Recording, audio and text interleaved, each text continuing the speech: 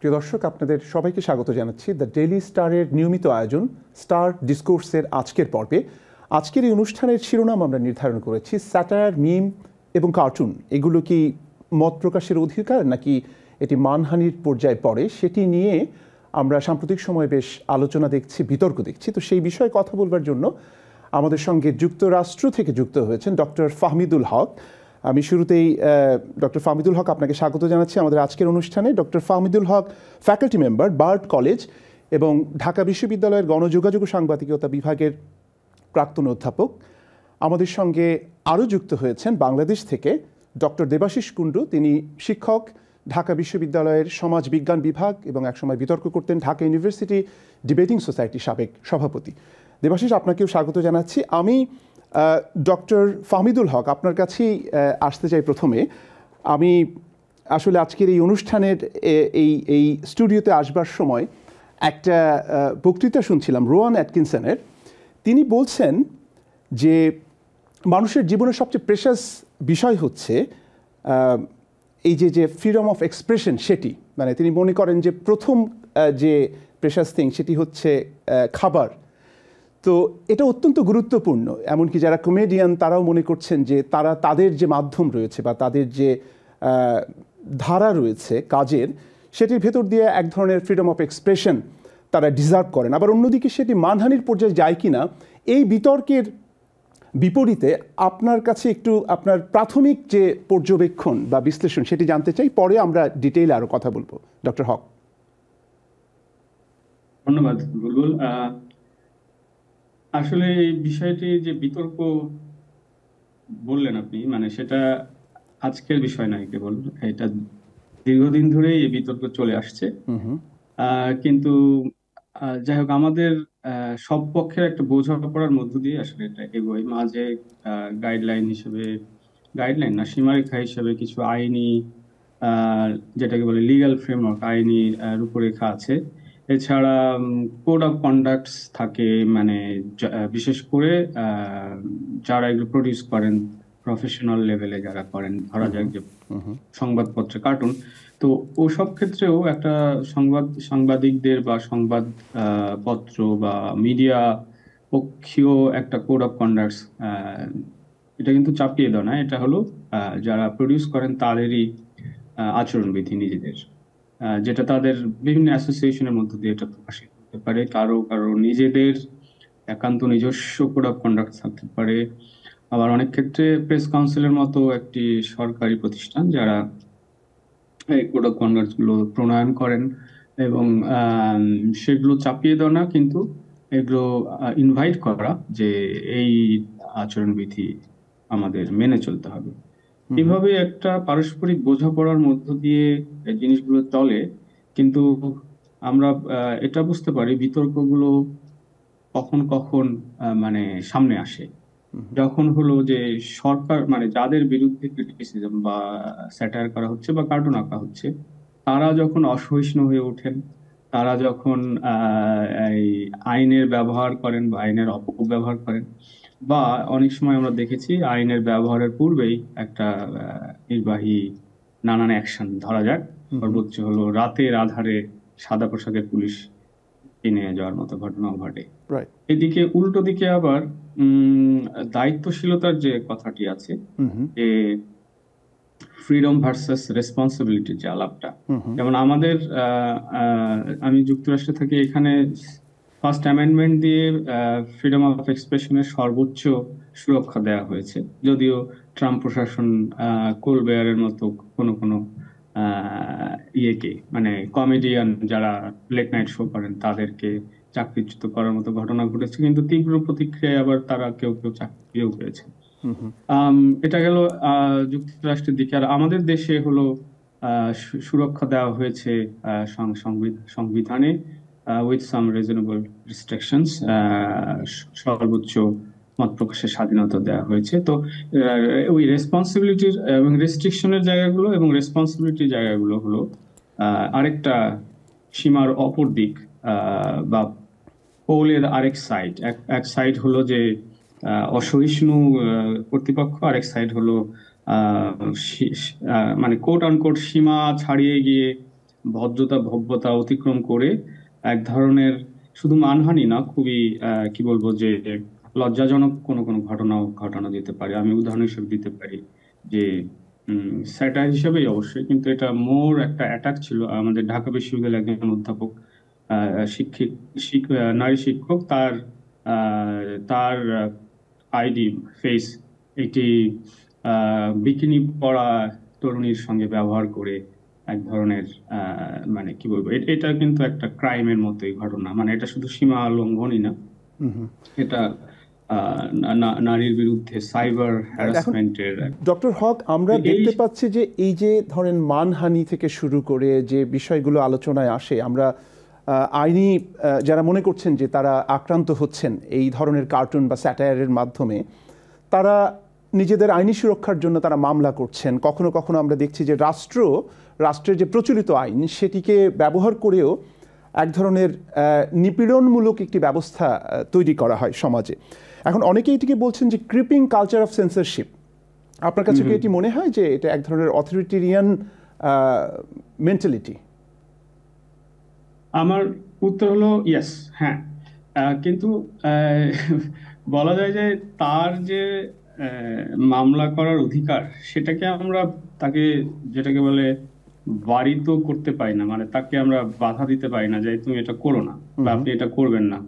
কিন্তু তিনি যখন এটা করে ফেলেন, তখন আমরা বিচার বিশ্লেষণ করে দেখি যে কিসের বিরুদ্ধে কি মামলা করছেন বা কি তার মনোভঙ্গি, পেছনে কি কাজ করছে।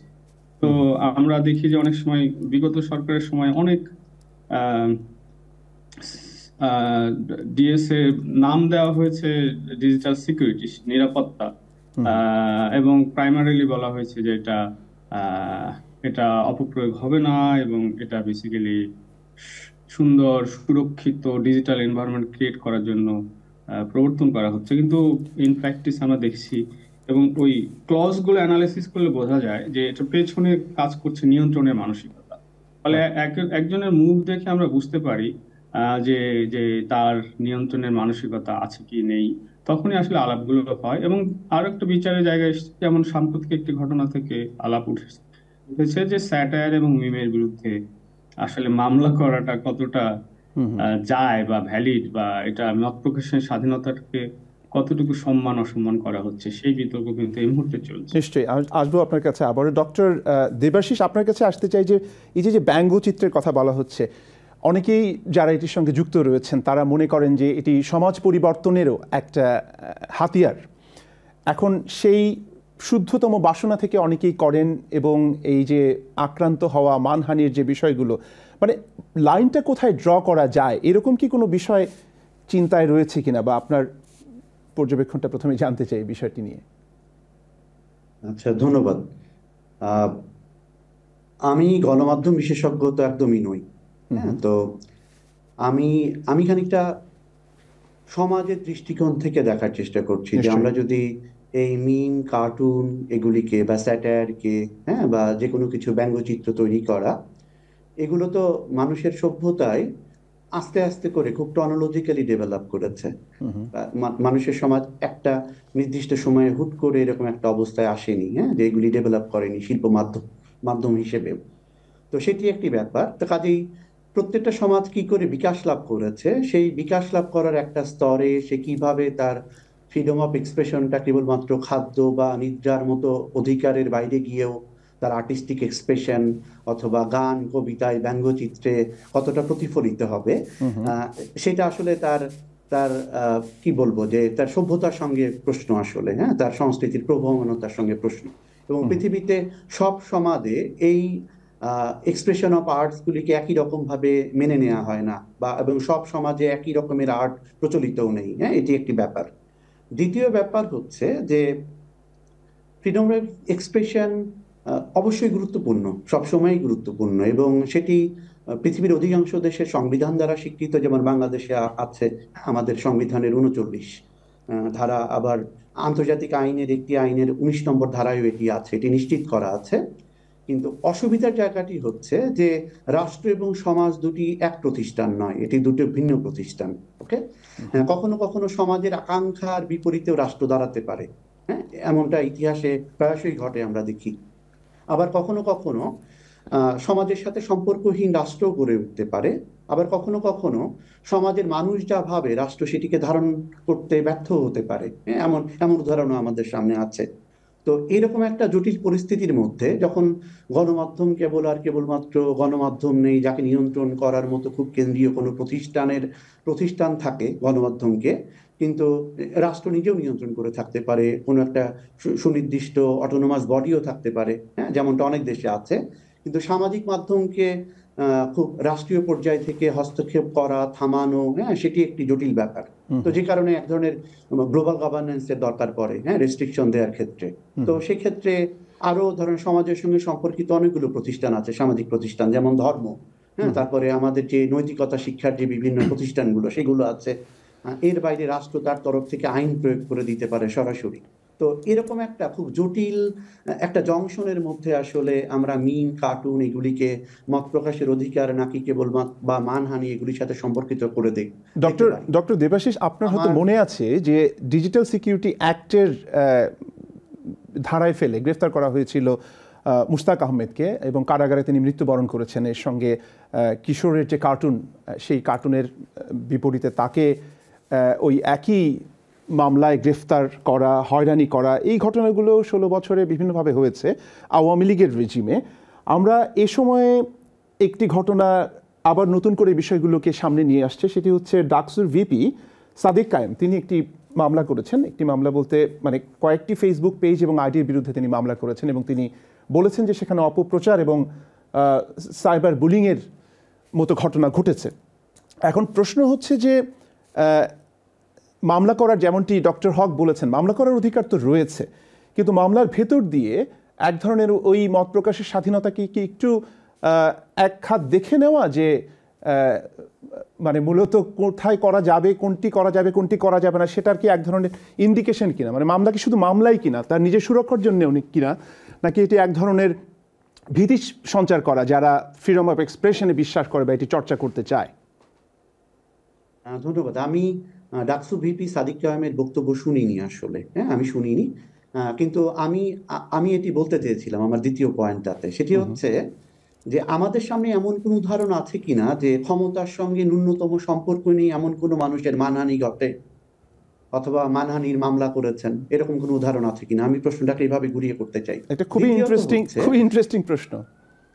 হ্যাঁ, যে আমি কখনো এরকম দেখিনি যে কোনো নিরীহ নাগরিক, ধরা যাক যে একজন রিক্সাওয়ালা, একজন গ্রামের কৃষক, একজন নৌকা চালক, হ্যাঁ, একজন ভ্যান চালক অথবা ঢাকা শহরের একজন ইজি বাইক চালক, তার কখনো মানহানি হয় কিনা আমি এমনটা কখনো দেখিনি। আপনাদের যদি কারো জানা থাকে সেটি আমাকে জানিয়ে উপকৃত করতে পারেন, এটি একটি ব্যাপার।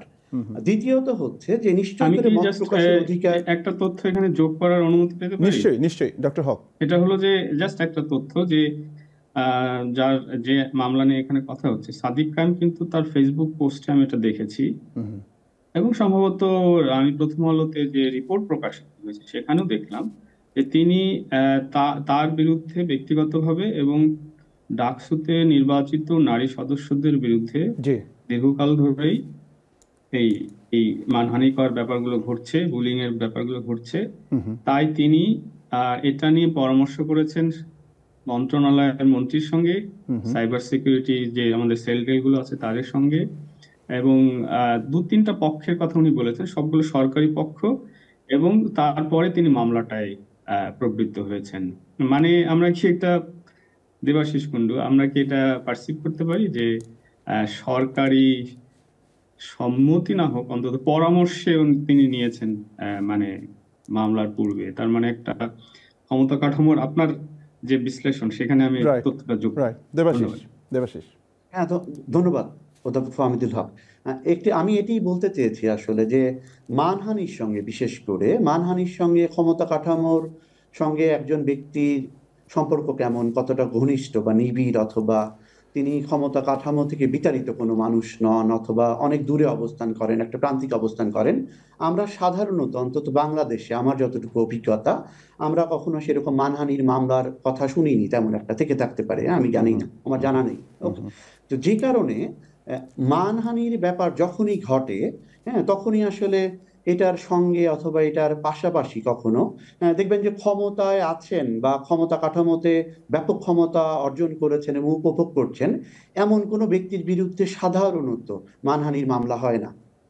সেই অর্থে আসলে যে মানহানির ব্যাপার যখন ঘটে সেই সব আরেকটি ব্যাপার থাকতে পারে। আমার এই আলোচনার আরেকটা দিক মনে হয় যে সাধারণত খুব নাম গোত্রহীন, যাদের খুব ভালো সামাজিক ক্ষমতা বা প্রতিপত্তি থাকে না, এমন লোকজনকে নিয়ে সাধারণত মিম, কার্টুন এগুলি তৈরিও হয় না। এটি আবার আরেকটি দিক। তো যেই কারণে হয়তো সাধারণ যে কোনো মানুষের, যে কোনো সাধারণ, আপনারা একাডেমিয়ার ভাষায় বলতে তাদেরকে সাবঅল্টার্ন বলেন নাকি? হ্যাঁ, আমরা প্রান্তিক বলতে পারি। হ্যাঁ, সাবঅল্টার্ন স্টাডিজ এখন খানিকটা সাবঅল্টার্ন হয়ে গেছে নিজেই, যে কারণে আমরা বলতে পারি যে যারা ক্ষমতা কাঠামো থেকে অনেক দূরে বসবাস করেন এমন মানুষেরা সাধারণত তাদেরকে নিয়ে খুব মিম টিম কমই হয় বা কার্টুন কম হয় অথবা ব্যঙ্গচিত্র কম হয়।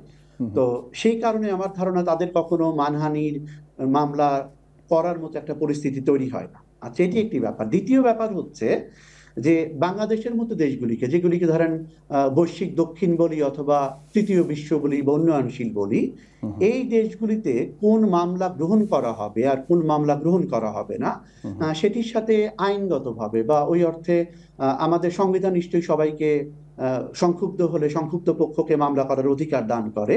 কিন্তু আমরা কি সবসময় যে কোনো নাগরিক যে কোনো সময় চাইলেই যে কারোর বিরুদ্ধে সংক্ষুব্ধ হয়ে মামলা করতে পারেন? সম্ভবত না। দেবাশিস, আপনি কি তাহলে বলতে চাইছেন যে ক্ষমতা কাঠামোর সঙ্গে বা ক্ষমতার সঙ্গে এই মানহানির বিষয়টি একটা সংযোগ রয়েছে, তাই কি বিষয়টা? আমার বিশ্লেষণ তাই বলে। অন্তত আমি যেসব উদাহরণের কথা জানি বা আমরা আলোচনা করতে পারি সেসব উদাহরণের ক্ষেত্রে ক্ষমতা কাঠামোর সঙ্গে প্রত্যক্ষ পরোক্ষ সরাসরি পৃষ্ঠপোষকতা না থাকলেও অন্তত দূরবর্তী মদত বা প্রচ্ছন্ন প্রশ্রয় সেসবের সংশ্লিষ্টতা তো খুব আমরা দেখতেই পাচ্ছি। এখন আপনি একটু সমাজবিজ্ঞানের ওই জায়গা থেকে যদি আমাদেরকে বলেন যে বিদ্রূপ এবং অপমানের সীমারেখাটা আসলে কি, মানে এটা খুব ধূসর একটা গ্রে একটি এরিয়া হিসেবে অনেকে চিন্তা করেন আর কি, কোনটা স্যাটায়ার এবং কোনটা মানহানি, মানে উদাহরণ দিয়ে কি বলা সম্ভব? খুব সুনির্দিষ্ট করে আমার ধারণা যে এটা নিশ্চয়ই খুব বিভিন্ন সমাজ পাল্টে গেলে বিভিন্ন সমাজের জন্য সম্ভবত সেই সীমারেখাটা ভিন্ন রকম হবে। হ্যাঁ, আচ্ছা, আমি খুব সুনির্দিষ্ট করে বলছি না, কিন্তু আমি এলাকা ভিত্তিক বলতে পারি। আচ্ছা, ধরা যাক যে ইউরোপে বসবাস করি কোনো নাগরিক তার দেশের একজন বড় নেতাকে নিয়ে বা একজন সিটিং মন্ত্রীকে নিয়ে যে ধরনের কথাবার্তা বলতে পারবেন, ব্যঙ্গচিত্র আঁকতে পারবেন, ইত্যাদি করতে পারবেন, এটি মার্কিন যুক্তরাষ্ট্রের কথা অধ্যাপক ফাহমিদুল হক বলতে পারবেন। হ্যাঁ, সেই রকম ধরনের সামাজিক বাস্তবতা থেকে মূলত আমাদের রাজনীতি তৈরি হয়নি, অন্তত বাংলাদেশে। তো যে কারণে যেমন আমাদের বাংলাদেশের সমাজের কিছু বৈশিষ্ট্য আছে। একটা বৈশিষ্ট্য হচ্ছে যে আমি আমার বয়সে বড় এরকম কোনো ব্যক্তিকে নিয়ে খুব সরাসরি মানে কি বলা যাবে, খুব সরাসরি সমালোচনা করতে পারি না, কারণ উনি আমাকে খুব সহজেই বেয়াদব বলে ফেলতে পারেন। এটি একটি ব্যাপার। এবং বাংলাদেশে বেয়াদব হয়ে যাওয়ার মতো বিপদ সম্ভবত দ্বিতীয়টা নাই। এটি একটি ব্যাপার। যেমন আমাদের দেশে সিনিয়রদেরকে কখনো নাম ধরে সরাসরি ডাকা যায় না সাধারণত। হ্যাঁ, এটি একটি ব্যাপার। হ্যাঁ, তাদেরকে অন্য নামে সম্বোধন করতে হয়। এবং আমাদের দেশের সমাজ মানুষ এই ধরনের এক ধরনের ধারণা রয়েছে যে যারা বয়সে বড় তাদের অভিজ্ঞতা বেশি এবং তারা সবকিছু বেশি বুঝতে পারেন এবং তাদের বিশ্লেষণী ক্ষমতা বেশি। যে কারণে আমাদের দেশের যাবতীয় দেখবেন প্রমোশন নীতিমালা সাধারণত এই বয়স নির্ভর, বয়স অথবা অভিজ্ঞতার নামে বয়স নির্ভর মূলত। যে কারণে কম বয়সী কেউ আমার চেয়ে বেশি বুঝতে পারেন এটি আমাদের সমাজ খুব বেশি মানে না বা স্বীকার করে না। হ্যাঁ, এই একটি ব্যাপার। তো সেই কারণে আমার ধারণা যে কোনটিকে আমরা স্যাটায়ার বলবো, কোনটিকে ব্যঙ্গচিত্র বলবো, নিশ্চয়ই এটির একটি ইউনিভার্সাল গাইডলাইন থাকা সম্ভব, অন্তত আর্টের দিক থেকে, ফাইন আর্টসের দিক থেকে, এমনকি মিডিয়া জার্নালিজমে অথবা ফেসবুক, ইনস্টাগ্রাম এসব সামাজিক যোগাযোগ মাধ্যমগুলিতেও দেখবেন যে একটা স্ট্যান্ডার্ড সেট বা গাইডলাইন আছে। কিন্তু এ সত্ত্বেও দেখবেন যে যেমনটা আমরা শুনতে পাই, গণমাধ্যমে দেখতে পাই যে বিভিন্ন রাষ্ট্র বিভিন্ন পোস্ট সরানোর জন্য রিকোয়েস্ট করেছে এই ধরনের প্রতিষ্ঠানকে। এর মানে দাঁড়াচ্ছে যে ওই দেশের যে বিবদমান আইন আছে অথবা ওই দেশের যে সমাজ কাঠামো আছে সেই সমাজ কাঠামো অথবা ক্ষমতা কাঠামো আছে সেই সমাজ কাঠামো যেটাকে এই ধরনের মানে গ্লোবাল গভর্নেন্স যেসব প্রতিষ্ঠানে থাকে, এই ধরনের যেগুলি গ্লোবাল সুপ্রা টেরিটোরিয়াল প্রতিষ্ঠান, যেমন ধরেন ফেসবুক, মেটা ইত্যাদি ইত্যাদি, এদের স্ট্যান্ডার্ড গাইডলাইন কখনো যদি অনুসরণ করে থাকে, কিন্তু সেই অনুসরণ করাটা কোনো একটা সুনির্দিষ্ট দেশের বা সমাজের সঙ্গে যে সব সময় কম্প্যাটিবল হবে বা সংগতিপূর্ণ হবে তেমনটা না ঘটতে পারে। দেবাশিস, আসবো আপনার কাছে। আমি ডক্টর হক, দেবাশিসের এই বিশ্লেষণের সূত্র ধরে আপনার কাছে জানতে চাই, যেহেতু আপনি পশ্চিমে বসবাস করছেন, তিনি যেটি বলতে চাইছেন যতটুকু আমি বুঝতে পারলাম, যে সমাজ ভেদেও কখনো কখনো এই যে মানহানি বা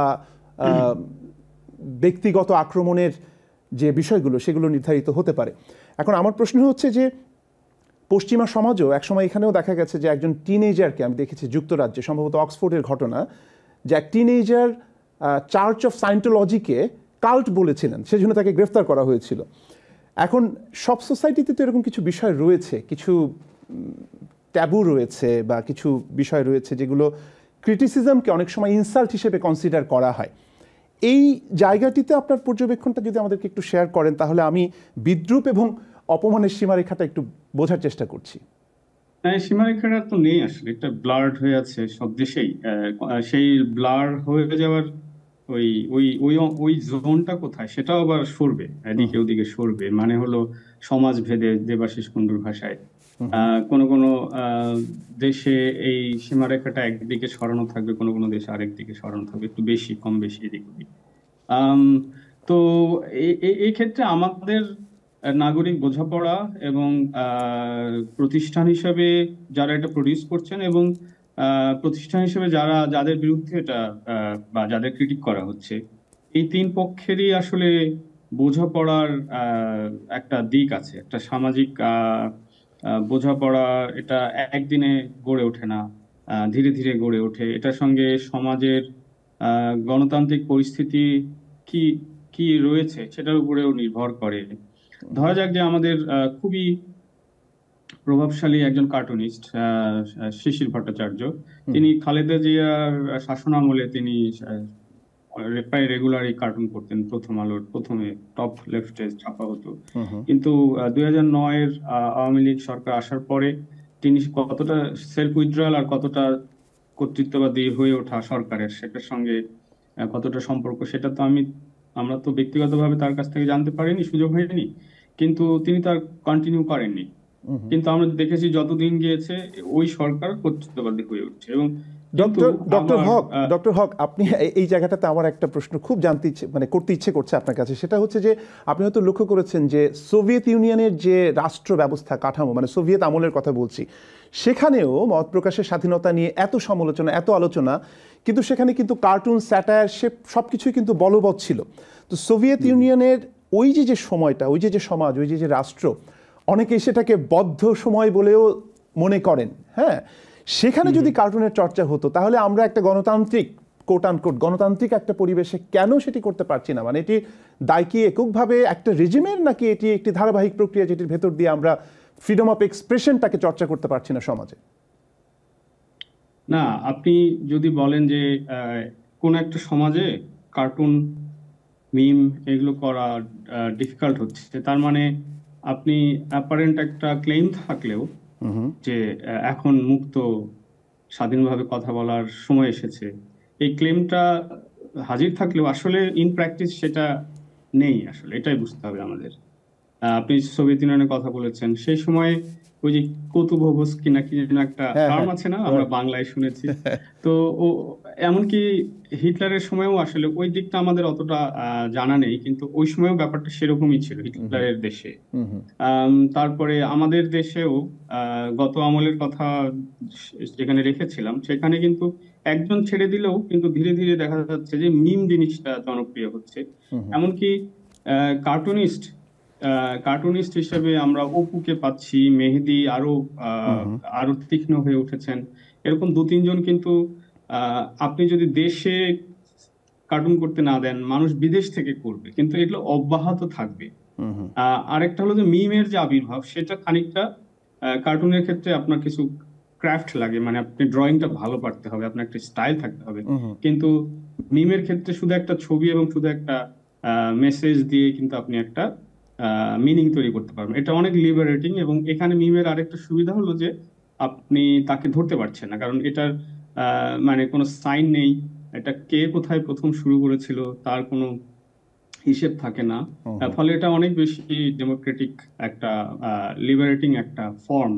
তো এটা এটা এ ধরনের চর্চাগুলো তো অব্যাহত থাকবে, কিন্তু আমরা এটাও দেখেছি যে ফার্স্ট ভিকটিম হয়ে গেছেন কিশোর, কিন্তু পরে কিন্তু ধীরে ধীরে জিনিসটা আরো আরো বেশি অ্যাগ্রেসিভ হয়েছে ফ্রম মানে ক্রিয়েটর সাইড, যে তারা আরো বেশি মানে ফায়ার্স হয়েছেন, মানে সাহসী হয়ে উঠেছেন। তারা আর আর মানে পয়েন্ট অফ নো রিটার্নে চলে যাচ্ছেন। বিশেষ করে কার্টুনিস্ট দু একজন লিমিটেড দু একজন সংখ্যায় লিমিটেড থাকলেও আমরা দেখছি যে মিম জগৎ একটা বিশাল বিপ্লবের মতো ঘটে গেছে, এবং এটা অব্যাহত আছে এখন। ওইটা জি না, আমি একটু জানতে চাচ্ছিলাম যে উত্তরটা আমি দিয়ে দিচ্ছি যে এখন এই মুহূর্তেও মিম ইত্যাদি অব্যাহত রয়েছে, এবং এতে ক্ষমতাসীন যারা, এমনকি ডাকসুর ভিপি তিনি তো একরকম ক্ষমতায়িত এখন, এবং তার সহজেই এই মিনিস্ট্রি পর্যন্ত রিচ করার সুযোগ আছে এবং পরামর্শ নেওয়ার সুযোগ আছে, এবং তিনি সেই পরামর্শগুলো নিয়েই আসলে ক্ষমতার এক ধরনের প্রয়োগ তিনি দেখাতে পারছেন। তবে একটা পয়েন্ট আছে, আমি শুরুর দিকে বলেছি যে আজকাল আসলে তিনি যে নারী ডাকসু সদস্যদের কথা উল্লেখ করেছেন সেটা কিন্তু আমাদের অবশ্যই বিবেচনায় নিতে হবে যে আমরা মত প্রকাশের স্বাধীনতার নামে আমাদের দায়িত্ব জ্ঞানহীন নানান ধরনের ইমেজ, ক্যারিকেচার, মিথ্যা তথ্য নির্ভর যে একটা চর্চা, এবং সেই চর্চায় কিন্তু এখন যারা ধরা যাক যে ক্ষমতায়িত, বলা যাক যে ছাত্র সংসদ নির্বাচনের মধ্য দিয়ে ক্ষমতায়িত, তাদের অনেকেই কিংবা তাদের পক্ষে অনেকেই কিন্তু এই কাজগুলোতে অনেক অনেক পারঙ্গম, গালি দিতে, মানে স্লাট শেমিং করতে এবং অপরকে আক্রমণ করতে। তো এই যে এখন যেটা হয়েছে যে ডিসেন্সির মাত্রা আসলে সব পক্ষে ছাড়িয়ে যাচ্ছে, এবং এখন যাদের হাতে ক্ষমতা থাকবে তারা হয়তো সেটা রোধ করার জন্য আইনি সহায়তা, যেটা দেবাশিস কুণ্ডু বলেছেন যে আইনি সাহায্য নিতে, আইনি পদক্ষেপ নিতে যারা ক্ষমতার সঙ্গে সংশ্লিষ্ট তাদের দিক থেকে বেশি দেখা যায়। আসবে আপনার কাছে, তারাই আক্রান্ত বোধ করেন বেশি, যেন মনে হয় অন্যদের আক্রমণগুলো যেন মানে মানে সেটার বিষ যেন কম, বা সেটার আক্রমণের যেন না। নিশ্চয়ই ডক্টর দেবাশিস কুণ্ডু, আপনার কাছে একটু জানতে চাই যে রাজনৈতিক ব্যক্তিত্বদের নিয়ে যে ব্যঙ্গচিত্র নির্মাণ করা হয়, মানে স্যাটায়ার বলি, মিম বলি বা কার্টুন বলি, সেটি গণতন্ত্রকে একটা অংশ বলছে যে শক্তিশালী করে, আবার আরেকটা অংশ বলছে যে প্রতিহিংসা বাড়ায়।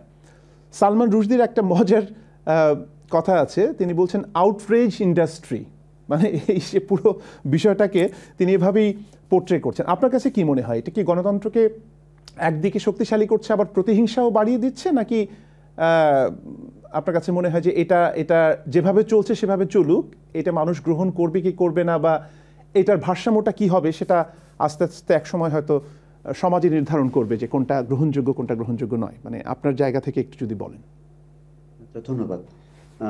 সেটা হচ্ছে যে যেমন কার্টুন যখন শুরু হয়েছে, হ্যাঁ, সেটি ধরেন বাংলাদেশে, তো তখন রাজনৈতিক নেতৃবর্গ কোনো বিশেষ একজন নেতাকে নিয়ে বা নেতৃবৃন্দকে নিয়ে যখন একটা কার্টুন হতো, তখন তারা প্রাথমিক পর্যায়ে যে প্রতিক্রিয়া দেখাতেন, আমরা দেখবো যে গত 10, 20 বা 30 বছরে সেটা কিন্তু বেশ খানিকটা সয়ে এসেছিল এক ধরনের, এবং কার্টুন খুব একটা শিল্প মাধ্যম হিসেবে দাঁড়িয়ে গেছে। এটি যেমন ঠিক, তেমনি বাংলাদেশের গণতান্ত্রিক বিকাশে কার্টুন খুব গুরুত্বপূর্ণ অবদানও রেখেছে, আমরা এটি দেখেছি। এবং অধ্যাপক হামিদুল হক তিনি উল্লেখ করেছেন যে আমাদের একজন খুব খ্যাতিমান কার্টুনিস্ট ছিলেন, হ্যাঁ, শিশির ভট্টাচার্য। তিনি একটা সময়ে কার্টুন করা বন্ধ করে দিয়েছেন, এবং সেটির কারণ আমরা আসলে ঠিক জানি না, কিন্তু তাতে নিশ্চয়ই করে কার্টুন ইন্ডাস্ট্রি ক্ষতিগ্রস্ত হয়েছে, এবং আবার আমরা নতুন প্রচুর কার্টুনিস্টকে উঠে আসতে দেখেছি। হ্যাঁ, এটি একটি ব্যাপার। আবার মিম যেমন আমি একটা কথা আপনাদের সঙ্গে শেয়ার করি, সেটা হচ্ছে আমি এখন একাডেমিক প্রয়োজনে আমি স্টুডেন্টদেরকে অ্যাসাইনমেন্টের সময় মিম দেই। আচ্ছা, এটি দেই যে এটির জন্য খুব বেশি টেকনিক্যাল স্কিলের দরকার পড়ে না, ভালো আঁকতে পারার দক্ষতা দরকার নেই, কিছু ক্যারেক্টার থাকে, তারা ইন্টারাকশনের মধ্যে দিয়ে নানান কিছু ডেভেলপ করে এবং সেগুলি খুব মজার হয়। আচ্ছা, তো এই উদাহরণটাকে সামনে রেখে বলি যে মানুষ যা সরাসরি বলতে পারে না, হ্যাঁ, কিন্তু মানুষের তো অনেক কিছু বলতে ইচ্ছে করে, মানুষ যা সরাসরি প্রকাশ করতে পারে না, সেটি দু কারণে হতে পারে। একটি হচ্ছে যে আমি মত প্রকাশ করতে ভয় পাই, অথবা মত প্রকাশ করার মতো ভালো পরিবেশ আমার সামনে নেই, অথবা মত প্রকাশ করার আর্টিস্টিক এক্সপ্রেশনের জন্য যে টেকনিক্যাল স্কিল দরকার সেটি আমার নেই, হ্যাঁ, যে কোনো কারণেই হতে পারে। কিন্তু মিম আমাদেরকে সেই সুযোগটা করে দিয়েছে যে মিমের মাধ্যমে এখন সেগুলি এক্সপ্রেস করা যায়। আরেকটি যেটি ব্যাপার যে কার্টুনিস্টের তো সিগনেচার থাকে, হ্যাঁ, কাজে কার্টুনিস্টকে আইডেন্টিফাই করা যায় খুব সরাসরি করে যে সে এটি তৈরি করেছে। কিন্তু মিমের ক্ষেত্রে সম্ভবত আমরা এটিকে বলতে পারি যে কার্টুনিস্টের নাম লিপিবদ্ধ করার বা সিগনেচার করার যে সীমাবদ্ধতা ছিল আর কি, সেই সীমাবদ্ধতার কারণে অনেকে হয়তো ভয় পেতেন, কিন্তু মিম সম্ভবত সেখান থেকে তাদেরকে মুক্তি দিয়েছে। দেবাশিস, ভাইরাল যে মিমগুলো রয়েছে সেগুলো কি জনমতকে কখনো কখনো ভুল পথে পরিচালিত করে বলে আপনার মনে হয়েছে? সেটি সম্ভব কারণ হচ্ছে আমি একজন তাত্ত্বিকের নাম বলি, ফরাসি দেশীয়, যে জাঁ বোদ্রিলার, না, উনি বলেছিলেন যে আমরা একটা হাইপার রিয়েলিটির মধ্যে বসবাস করি, না, যেখানে কপি তো হচ্ছিল, রিয়েলিটির কপি হলে কপি হতেই পারে, কিন্তু এখানে এমন কিছুর কপি হচ্ছে যেখানে রিয়েল বলে কিছু নেই, হ্যাঁ, কাজেই অরিজিনাল বলে কিছু নেই, হ্যাঁ, সেরকম একটা পরিস্থিতি। তো যে কারণে এখন যেটা হচ্ছে যে কোন সত্যটা আসলে বা কোনটি ফ্যাক্ট, হ্যাঁ, সেটি যাচাই বাছাই করতে পারা অধিকাংশ ক্ষেত্রেই যারা এন্ড ইউজার এইসব সোশ্যাল মিডিয়ার বা মিম তৈরি করছেন তাদের পক্ষে যাচাই বাছাই করে ওঠা সম্ভব হয়ে ওঠে না নানান কারণে। কেউ হয়তো চানও না যাচাই বাছাই করতে। আমি একটু যোগ করতে চাচ্ছি, মানে উদাহরণ হিসেবে পরে আর হয়তো উল্লেখ করা হবে না, সেটা হলো যুক্তরাষ্ট্রে এরকম একটা মানে অবজারভাররা বলছেন যে যুক্তরাষ্ট্রে যে রাইট উইং মানে মানে দক্ষিণপন্থী রাজনীতির যে উত্থান, সেটায় কিন্তু মিমেরও অবদান আছে। মিম শুধু আপনার লিবারেট করে না, মানে গণতান্ত্রিক চর্চার জন্য অবদান রাখে না, বা তীক্ষ্ণতার মধ্য দিয়ে সমাজকে এগিয়ে নিয়ে যায় না, এটা সমাজকে পিছিয়ে নেওয়ার জন্য মিম ব্যবহৃত হতে পারে। ধরা যাক যে খুব মিম কেন পপুলার হয়, যে সঙ্গে একটা মজার কোন একটা অ্যাপ্রোচ থাকে। ধরা যাক যে কোন একটা রেসিস্ট মিমও হতে পারে, যেটার মধ্যে দিয়ে আসলে রেসিজম বেড়ে যাচ্ছে। কোন একটা মিম হতে পারে যেটা হলো অ্যান্টি ইমিগ্র্যান্ট, মানে আমি যুক্তরাষ্ট্রের বা পশ্চিমা দেশগুলোর পার্সপেক্টিভে বলছি, তেমনি আমাদের দেশেও এরকমই প্রায় হচ্ছে, আমাদের অবজারভেশনে আমরা পাই।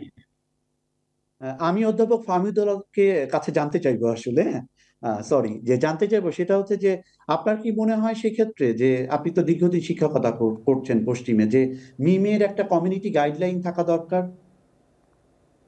হ্যাঁ, আমি মনে করি যে গাইডলাইন থাকা দরকার, কিন্তু মানে আমি উদাহরণ যেটা দিচ্ছিলাম যুক্তরাষ্ট্রে, যে মত প্রকাশের স্বাধীনতার জায়গায় এটা অনেকখানি সুরক্ষিত, যে আপনি যদি আক্রান্ত হয়ে মামলাও করেন, আপনি আসলে আপনার পক্ষে ফল আনা খুব কঠিন, কারণ আইনি সুরক্ষা এতটাই বেশি যুক্তরাষ্ট্রে।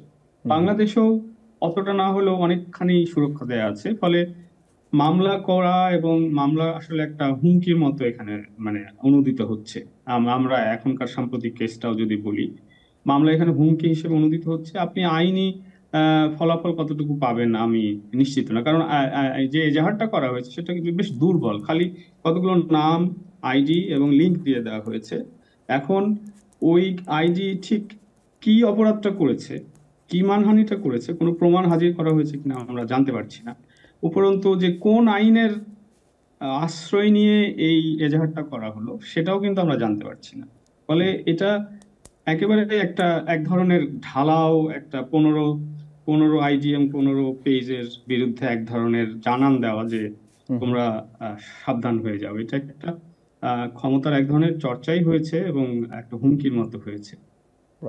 এখন প্রশ্ন যেটা, সেটা হচ্ছে যে সংস্কৃতি, ধর্ম এবং জেন্ডার এই বিষয়গুলো ভেদে অনেক কিছুই ভিন্নভাবে দেখার সুযোগ রয়েছে। ধরা যাক পশ্চিমে, ধরা যাক যুক্তরাষ্ট্রে বা পশ্চিমের কোনো একটা দেশে জাতীয় পতাকাকে অনেক নারী বিকিনি বানিয়েও পড়েন, কিন্তু বাংলাদেশে কনস্টিটিউশনালি আপনি জাতীয় পতাকার যে রেসপেক্ট বা সেটিকে যেভাবে রাখা আপনার দায়িত্ব বা কর্তব্য বা যেভাবে প্রোটেক্ট করা হচ্ছে, সেটার সঙ্গে ওই পশ্চিমা যে উদারনৈতিক যে ব্যবস্থা সেটির সঙ্গে যায় না। সেটি এক ধরনের আমরা কনজারভেটিভ ওয়েতে চিন্তা করি।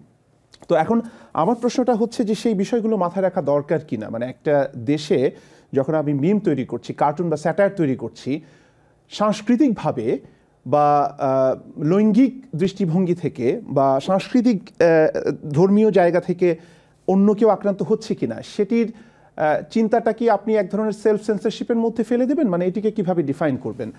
ডক্টর হক যদি একটু বলেন। না, সেটা হ্যাঁ, একটা হলো যে আমি শুরুতেই বলেছি একটা আইনি পরিকাঠামো থাকতে পারে এবং আরেকটা হলো কোড অফ কন্ডাক্ট থাকতে পারে, যেটা আমরা প্রথাগত সাংবাদিকতার ক্ষেত্রে কিছু প্রেস রিলেটেড আইন আছে, আবার কোড অফ কন্ডাক্ট আছে, অ্যাটলিস্ট প্রেস কাউন্সিলের কোড অফ কন্ডাক্ট আছে এবং কোনো কোনো সংবাদপত্র নিজেদের কোড অফ কন্ডাক্ট আছে আমি যতদূর জানি।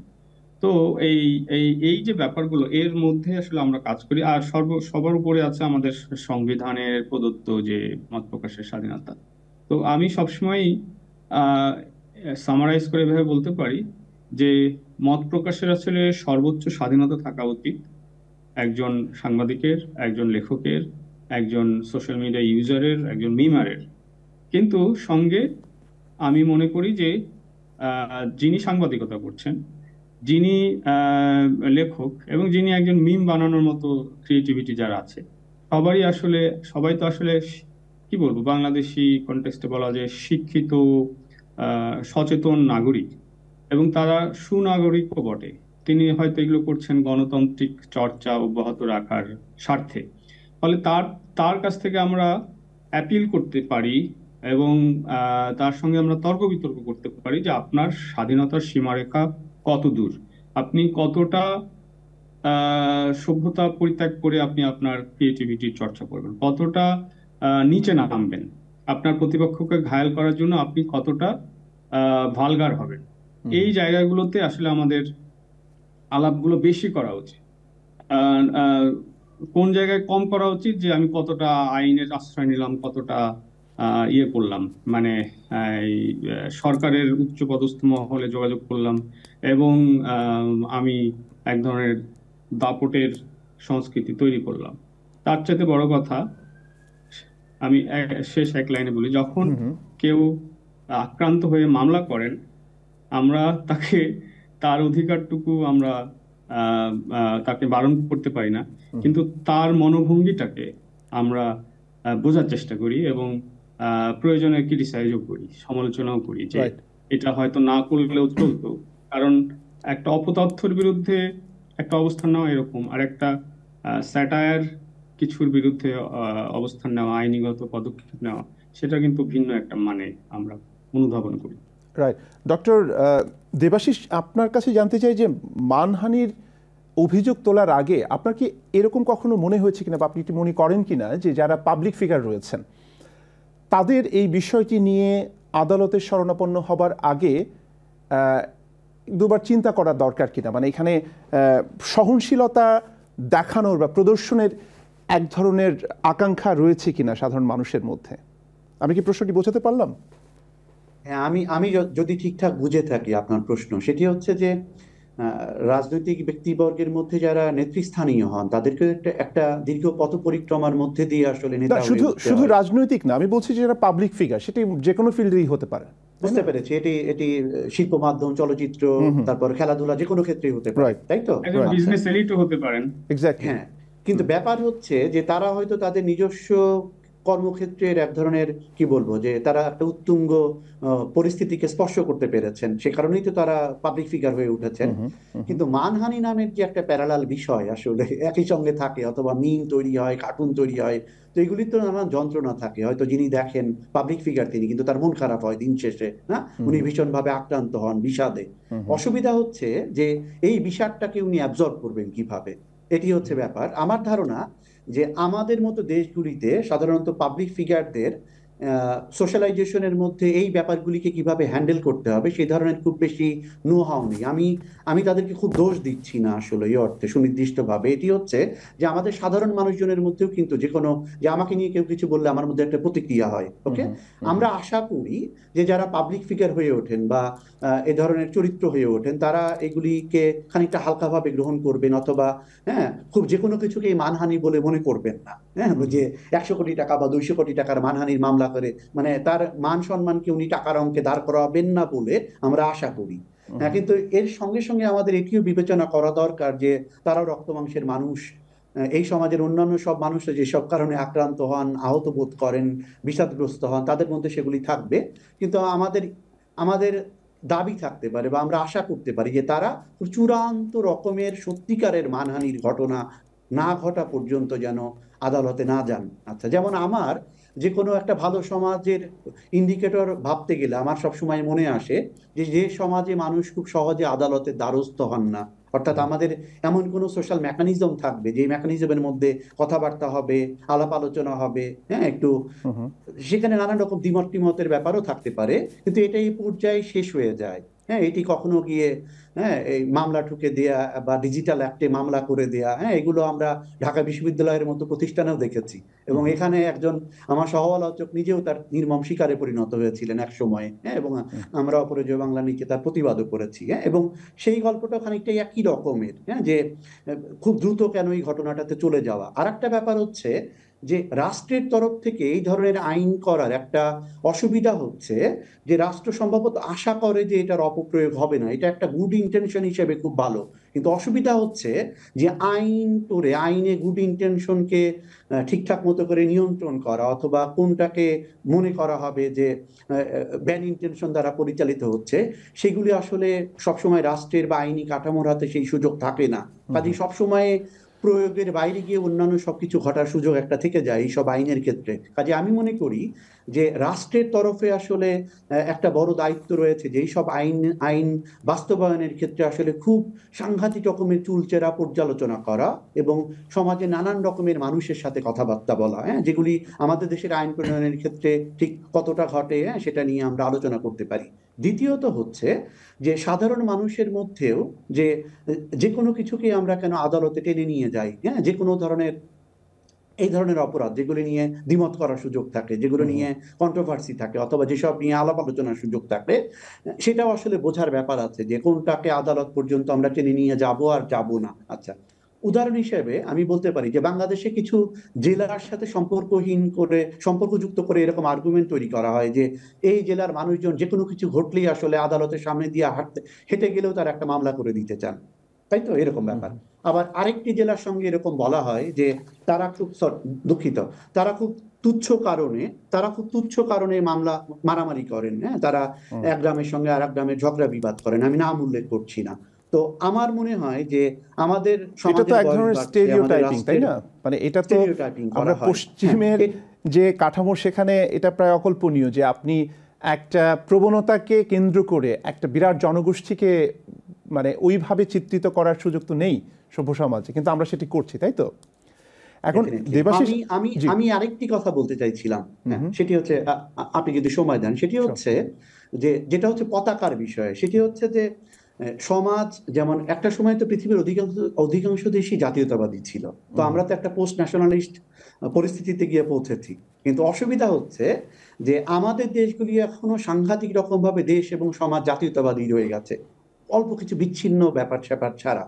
কিন্তু পশ্চিমের ক্ষেত্রে যেটি হয়েছে, তাদের দেশ এখনো হয়তো ন্যাশনালিস্ট, হ্যাঁ, তাদেরও জাতীয় সঙ্গীত বাজে, জাতীয় পতাকাকে তারাও সম্মান প্রদর্শন করে, কিন্তু জাতীয় পতাকাকে তারা টি শার্ট বানিয়েও ঘোরে, হ্যাঁ, একই সঙ্গে তারা জুতোতে ব্যবহার করে, হ্যাঁ, তারা অন্তর্বাসে ব্যবহার করে, সেগুলিতে ব্যবহার করে, যে কারণে সমাজের পক্ষে পোস্ট ন্যাশনালিস্ট হয়ে ওঠা কতটা সম্ভব সেটার সাথেও আমার ধারণা যে এই আলোচনাটি যুক্ত, যে সমাজ এটিকে কিভাবে দেখবে, এটার উপরে কি ধরনের পবিত্রতা আরোপ করবেন, হ্যাঁ, বা কোন কোন বিষয়গুলিকে স্যাক্রেড মনে করবে, এটা আসলে সমাজে নানান কিছুর সাথে সম্পর্কিত।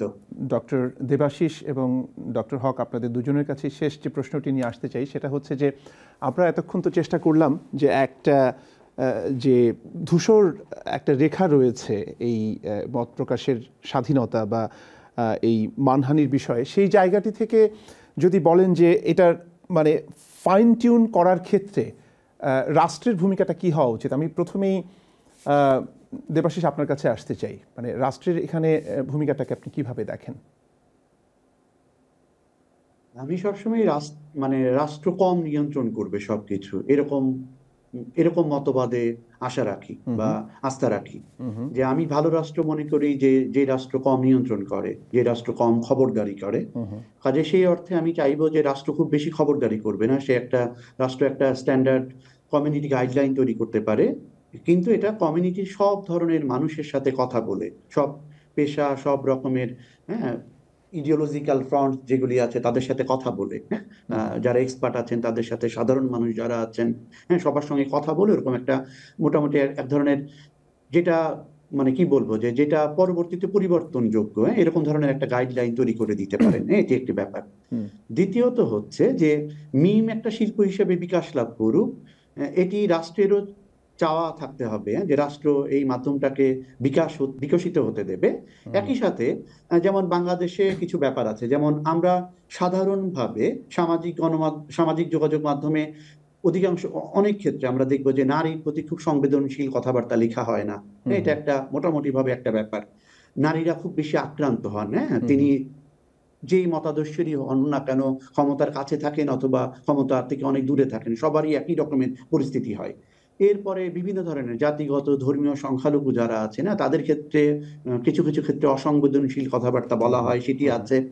এবং সাংস্কৃতিকভাবে আমরা বিভিন্ন জেলাকে টার্গেট করে কথা বলি, বিভিন্ন সময়ে বিভিন্ন এলাকাকে টার্গেট করে কথা বলি, অনেক সময় সেটা ফানের আকারে বা খুব হিউমারাস ওয়েতে বলি, কিন্তু এটিতে যা ক্ষতি হওয়ার হয় আসলে।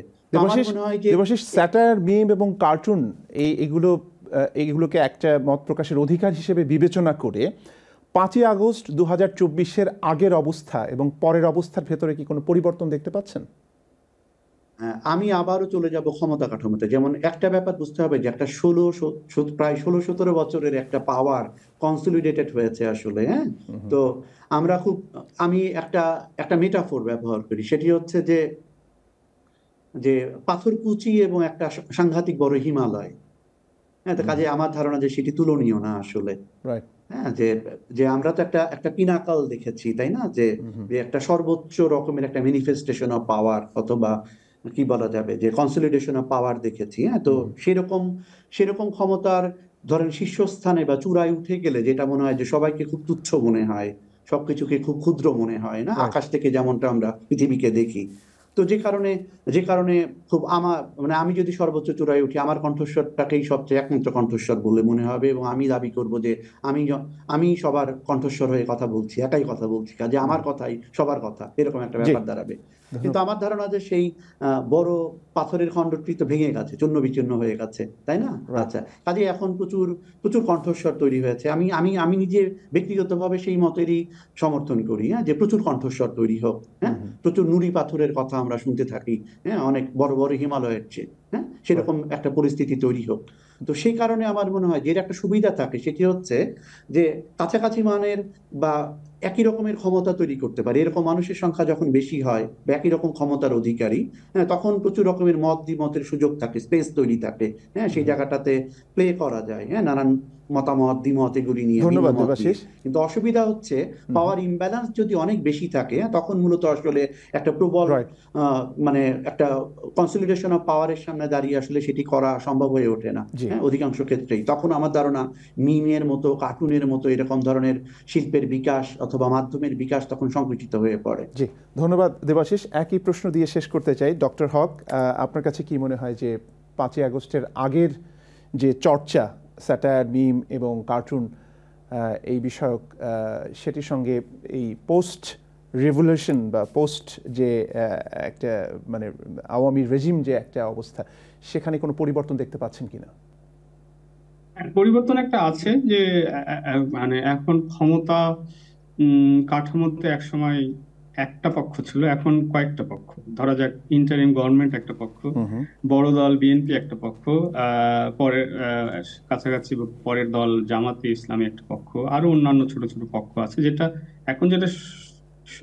পার্থক্য এই যে সব পক্ষই আসলে নিজের মানে একটা ভ্যাকুয়ামে, যখন ক্ষমতা কাঠামোর একটা শূন্যতা তৈরি হয়েছে, সেখানে অন্য কে গিয়ে ওই শূন্যতা পূরণ করবে তার একটা লড়াই চলছে আছে। ফলে এই সময়টাকে আমি অন্তর্বর্তী সময় না বলে একটা কেওটিক টাইম বলতে চাই, বা অন্তর্বর্তী তো বটেই, একটা মানে শোরগোলের সময় এটা আসলে। আমার ধারণা যে সামনের সময় পরিস্থিতি বেশ খানিকটা উন্নত হবে, কারণ হলো একটা নির্বাচন হলে আমরা চিনবো যে কে আসল ক্ষমতায় গেলেন এবং কে বিরোধী পক্ষে থাকবেন, এবং যার আচরণটা তখন অনেকখানি ডিফাইন্ড হবে। আমি শুধু এটাই আশা করতে পারি। মব সেন্সরশিপ যেটা, সেটা কি নতুন ফেনোমেনা হিসেবে দেখছেন আপনি? অবশ্যই নতুন, এটা আগে এইভাবে ছিল না। মানে এটাও এক ধরনের কেওটিক পরিবেশে জন্ম হওয়ার কথা এবং হয়েছে। আসলে দেখা যাচ্ছে যে মবটা কোন পক্ষীয় সেটা নিয়েই আসলে আমরা কথা বলতে পারি, কিন্তু মব বা এরকম একটা বিশৃঙ্খল পরিস্থিতি আসলে খুব বেশি মানে আমাদের কাছে সারপ্রাইজিং হওয়া উচিত না, কারণ এটা এরকমই সম্ভবত প্রত্যাশিত ছিল। কিন্তু আমাদের আমাদের যেহেতু গণতান্ত্রিক চর্চার নানান আপস অ্যান্ড ডাউনস ছিল, ফলে আমাদের চর্চাগুলো কোনটা গণতান্ত্রিক আচরণ আর কোনটা সুযোগ সন্ধানী আচরণ সে বিষয়ে আমাদের আন্ডারস্ট্যান্ডিং এরও ঘাটতি আছে, বা আন্ডারস্ট্যান্ডিং থাকলেও সেটা আমরা এড়িয়ে যে যার মতো আচরণ করছি। আমি এই স্যাটায়ার, মিম এই প্রসঙ্গে এবং ক্ষমতা কাঠামোর এই আলাপে শেষ এটাই বলতে চাই যে বর্তমান সময়ে যারা যে যতটুকু পার্সেন্টেজ অফ মানে পাওয়ার শেয়ার করছেন সবারই, এবং সামনে যারা আসবেন সবারই উচিত হবে যে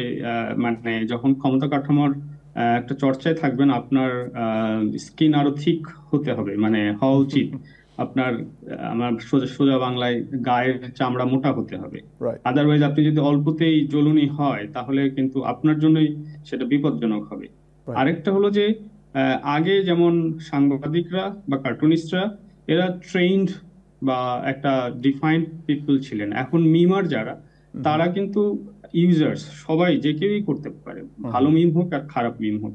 যেমন আমরা ভালো মিমার হিসেবে পুন্নি কবিরকে চিনি, কিন্তু আরেকটু খারাপ করে বা আরেকটু ভালগার করে অনেকে মিম করছেন, তো সেটা এক ধরনের লিবার্টি, আবার একই ধরনের আবার আরেক অর্থে স্বাধীনতার অপব্যবহার। তো আমরা চাইবো যে যারা ইউজার এন্ডে আছেন তারা যখন এগুলো ব্যবহার করবেন তারাও দায়িত্বশীল আচরণ করবেন। এবং আজকে ধরেন যে নেটিকেট যেটাকে বলে অনলাইনে আচরণ, সেটা আজ থেকে 15 বছর আগে যেমন ছিল, এখন কিন্তু অ্যাওয়ারনেস বেড়েছে, হয়তো ইয়েও বেড়েছে, মানে নেগেটিভ ফেনোমেনন গুলোও বেড়েছে, কিন্তু অ্যাওয়ারনেস বেড়েছে, এটা একটা পজিটিভ দিক হিসেবে আমরা দেখতে চাই।